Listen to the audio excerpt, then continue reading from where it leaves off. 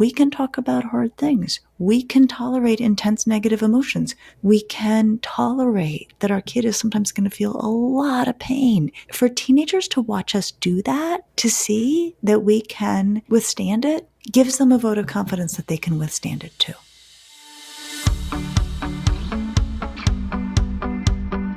Episode 190, How Can I Help My Depressed Teen? You know, you always say the beginning of the school year you kind of like because people get into routines. I feel like October is the time of year when sometimes those routines very quickly start to unravel. What's your advice for that? Or there's resistance. People don't want to get up and go to school all of a sudden. It's so true. It's so true. And Reena, I say this all the time, and it is 100% true.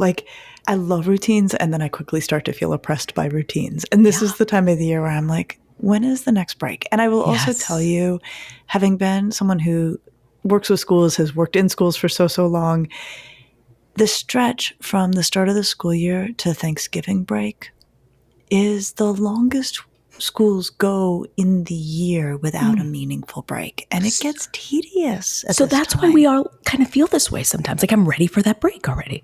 I think that's right.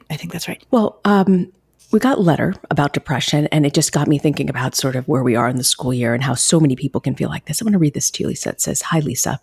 I'm writing to ask you to address the topic of teens dealing with depression and intrusive thoughts. My 16-year-old daughter has struggled with depression, and most recently, it seems the worst part of it is negative, intrusive thoughts, including ones of seeing herself dead. Her psychiatrist has said that this is a common theme for teens with major depression to experience, and has recently changed my daughter's antidepressant to a different one. My daughter is also in DBT therapy to address her depression. We encourage exercise and having outlets for stress and other things to focus on, but she doesn't listen and doesn't have the motivation to do much besides hang out with friends and work part-time, which we see as great engagement. But outside of that, she's on her phone, laying around. Is there more we can be doing to help her manage her depression and intrusive thoughts? I appreciate your input on this. Thank you. All right, I know I was talking about this time of year, but it also feels like you forget about parents who might be struggling with kids who are dealing with this type of really intense depression. Absolutely, right? There's the normal stresses and strains of family life and, getting into the thick of the school year. And then there are families and kids who are struggling with really painful and persistent and sometimes hard to treat mental health concerns. Painful and consistent. You're absolutely right. What exactly is intrusive thought? So this is interesting. This is a very interesting letter because what you're seeing in this letter is actually the combination of sort of a symptom pattern that isn't that common. I'm interested in the psychiatrist's take that it's not rare to have these intrusive thoughts. I think it's not rare, but it's not particularly common either. So intrusive thoughts, when we think about them technically as clinicians, these are thoughts that come into a person's mind that make them very uncomfortable. They're unwanted, they're make the person very uneasy, and they often have to do with things like worrying about harming other people or worrying about having done the wrong thing. There's often a conscientiousness piece to it. And when we look at intrusive thoughts and sort of like the diagnostic, kind of panoply of things, they're much more closely associated with obsessive compulsive disorder than they are with depression. They're, in fact, one of the key hallmarks of obsessive compulsive disorder is that you have these obsessions, these thoughts that are uncomfortable and unwanted, and then it gives rise to compulsive behaviors that are trying to counter those thoughts. So it might be like, I'm worried that I touched something contaminated. That's the intrusive thought. And then the compulsive behavior is, I'm going to go wash my hands. So, what this letter captures is that symptoms can show up all over the place, right? You can have someone who suffers from depression, does not suffer from full-blown OCD, is what it sounds like in this letter, but has elements of another disorder that are popping up, or a symptom from another disorder that we associate more closely with another disorder that is showing up in the, sort of diagnostic profile that we're looking at. Teens that fall into this category, are they vocal about self-harm? Because it sounds like self-harm is a big piece of the intrusive thoughts. Am I right on that? Or are there other things as well? No, you're asking exactly the right question, which is, okay, so if we think about this as a clinician, right? So, and I have cared for a teenager who suffered from depression and had thoughts, almost, she called them like almost like visions where she could see herself dead. That's sort of that same sort of, like in this neighborhood.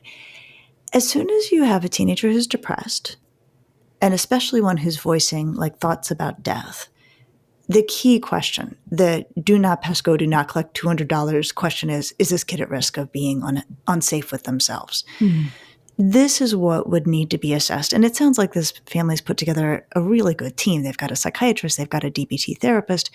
But as soon as we get towards, depression at all, we do want to rule out suicidality, and especially if a kid's mentioning upsetting thoughts about dying.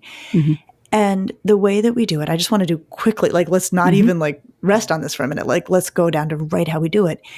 If your kid says something that makes you worried, or if you're worried that your kid's depressed, go ahead and say to them, I need to ask you if you had any thoughts of harming yourself or ending your life. Or if they tell you about, like, I was thinking about dying, like this kid said in a way, you can say, that's a really upsetting thought to have. Is it something that you feel like you would act on? Do you worry about your own safety?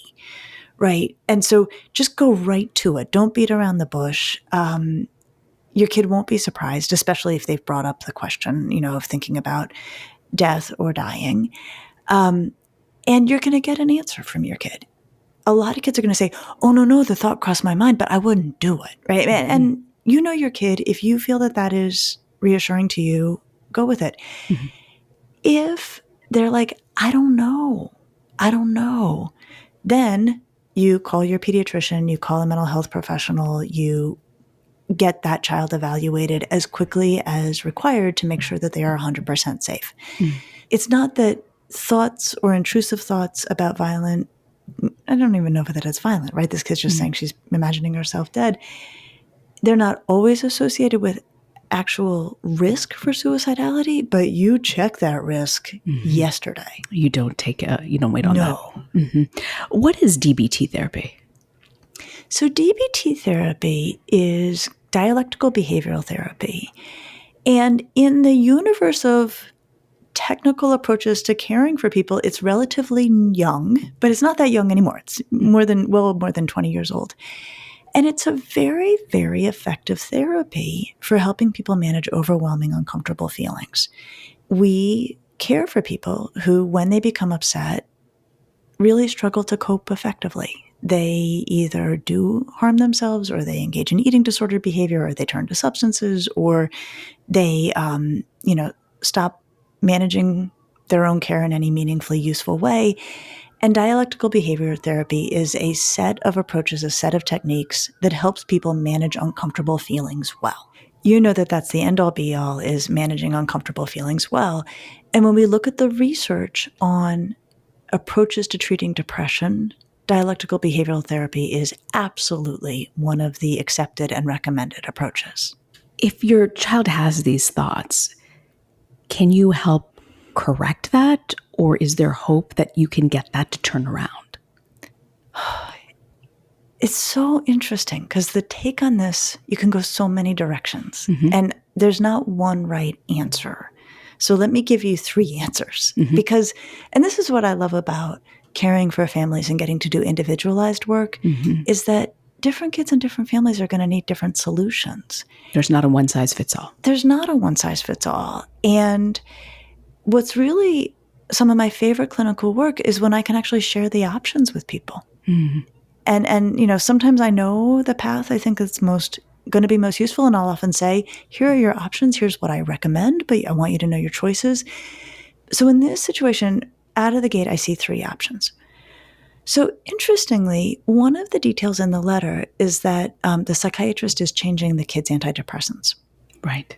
For reasons that we do not entirely understand, there is a class of antidepressants. It's the SSRIs. It's what Prozac is in. It's the selective serotonin reuptake inhibitors. I'm not a psychiatrist, but I do know this stuff, that seem to quiet intrusive thoughts. We don't know how or why, but when people are suffering from intrusive thoughts, getting on an SSRI can help. And so one of the things I wonder as I hear this letter is, was this kid on a different class of antidepressants. Mm-hmm. And then the news of the intrusive thoughts came up, and the psychiatrist was like, oh, if we switch you over to an SSRI, there's a good chance that that on its own is just going to make those thoughts go away or quiet them way down. You know, Lisa, you tell us and remind us often about how, and maybe you should remind us again, about how the teenage brain is still forming well into your 20s, right? I don't remember what that age was, but is there a chance that you could be on these meds now and your child might just fully grow out of it? Or do you think that often you've just got to stick on this path of these,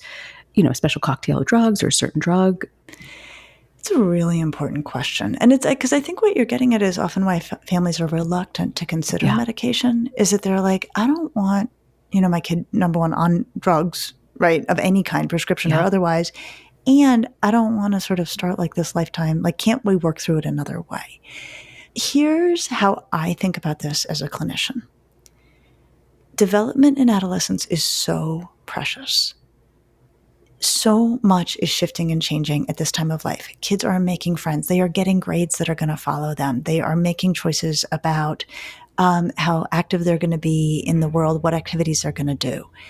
I don't mess around with the very short window that we have for fruitful adolescent development. So if a kid is suffering from depression in a way that is interfering with progressive development, if they are suffering from depression in a way that is interfering with friendships, interfering with school, interfering with functioning in any meaningful way, for me, I'm like, let's get this kid back on track developmentally, whatever it takes, and then we'll sort it out later on. I don't like losing time in adolescence. So if therapy can do it, and for some kids, therapy can do it. Mm-hmm. For some kids who are depressed, some adults who are depressed, therapy alone is adequate. Mm-hmm. Well, then that's terrific. But if therapy doesn't cut it, or if you have real concerns about the kid's safety, you get that kid evaluated by a psychiatrist, because in all likelihood, the most effective approach will be a combination of psychotherapy and medication for more severe depressions or depressions that are not yielding to therapy alone. So that's a very technical answer, but the bottom line is you don't mess around with teenage time. You don't mess around with teenage development. You said there were two other options. What are they? So with regard to the intrusive thoughts, there's a couple other things I just want us to think through out loud. So like I said, an SSRI can often address those. If that isn't working, doesn't make sense, isn't the right choice for any variety of reasons, there's a couple other ways parents and caregivers can respond when a kid tells them, like, I'm having this upsetting thought. So the first one is to check, right? Like I said, say, that is an upsetting thought. Is that something you're actually, thinking about? Have you had thoughts about harming yourself or ending your life? Is this something that you're really worried about? If the kid says yes, you go down the path of getting them care right away. If the kid says no, one of the things that's really, really important and we can forget to do is to actually rest with them in how it felt to have that thought. Mm-hmm. Mm-hmm. So rather than, once you've dispatched the safety concern, which you have to do first, if you're reassured that the kid is safe, I have found it to be so important to say to them, well, then what was it like to think that? What was it like to have that thought? Because they often do have a reaction to it, like, it really freaked me out, or I was really sad and upset about it.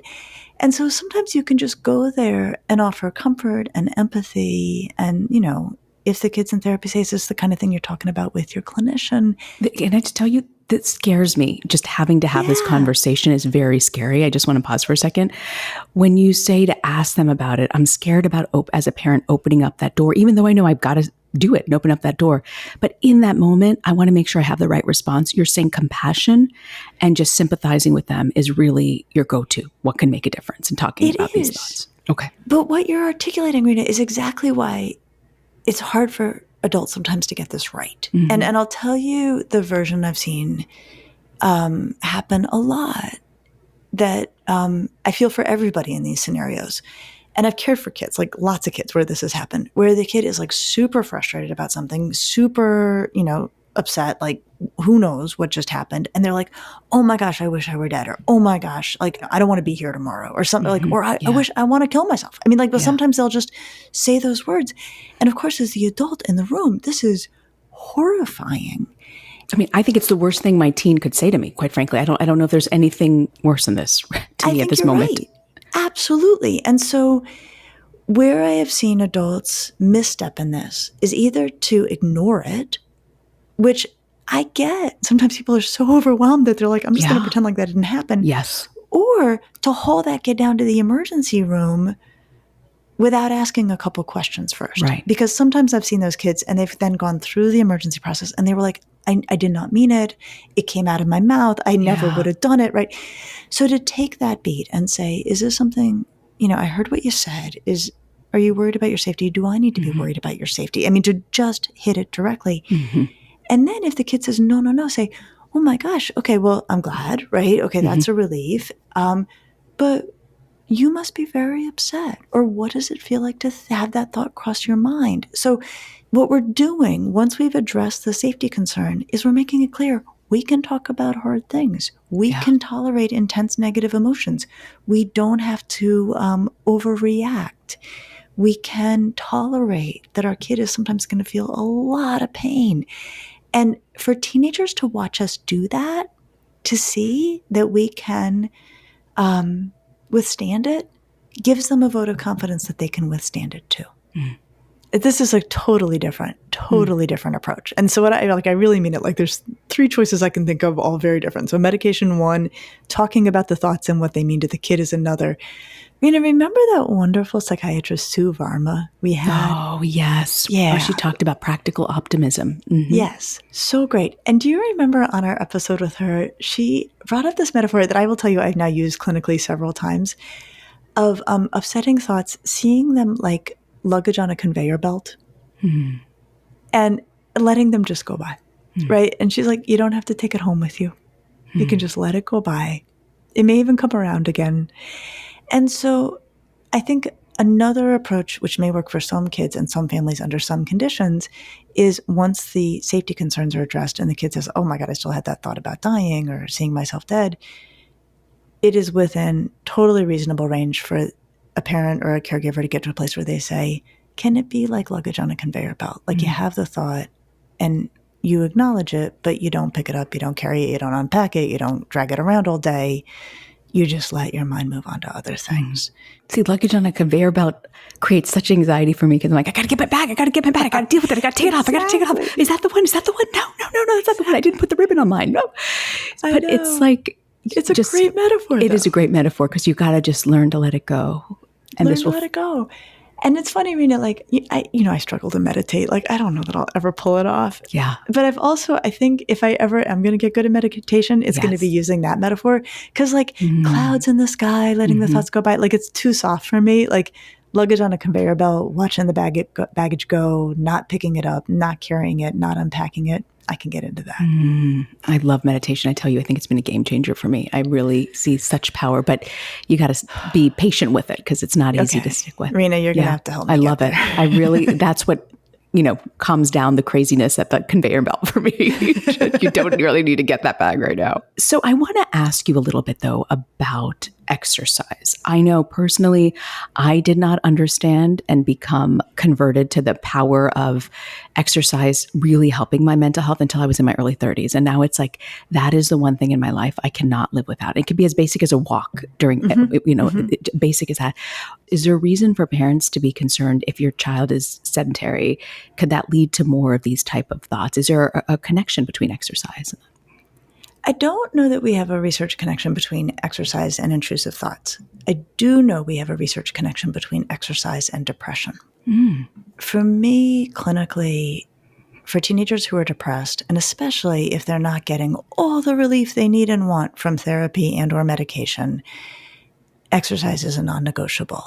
So I think this letter writer should really take it under advisement. Like, is this kid better enough, right? Or thriving enough? And there's some real thriving in this letter too, hanging out with friends, holding down a job. Like, so there's very good signs, that even though this child may still be suffering from depression, things are, a lot is going well.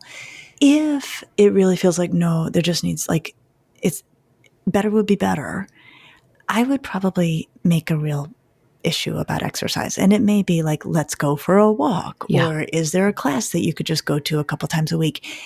And we have some data showing that exercise is like on par with medication for treating depression. Like it's a very, very powerful effect. And my theory, is that, well, this part isn't a theory. Exercise improves the quality of sleep.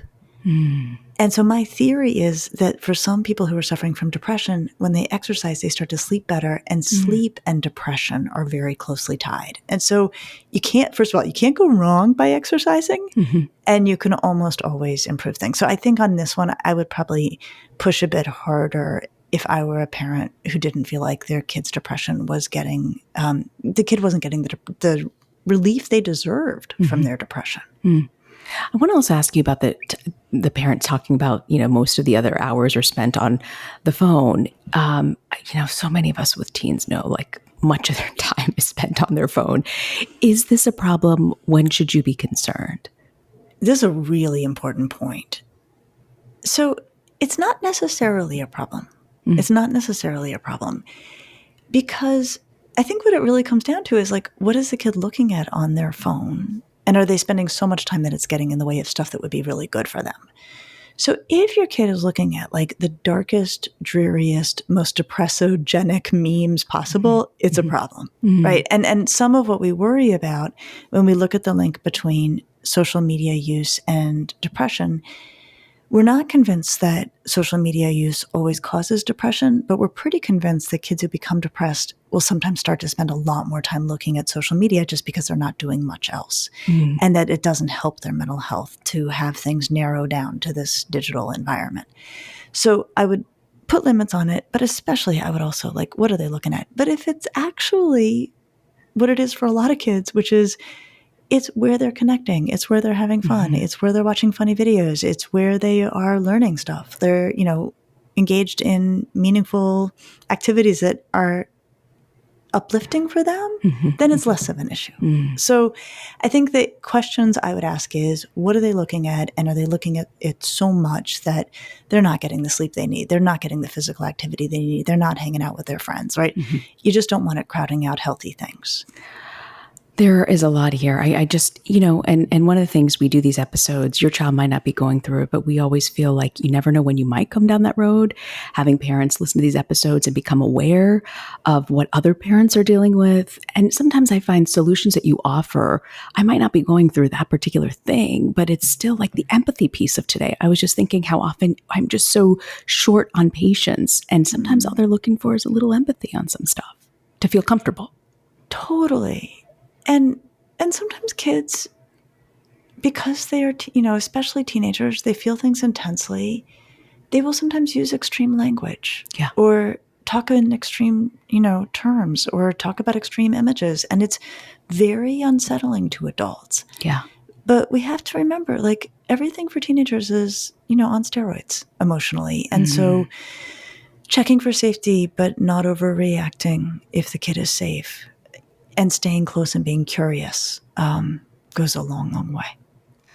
Thank you, Lisa. So what do you have for us for Parenting to Go?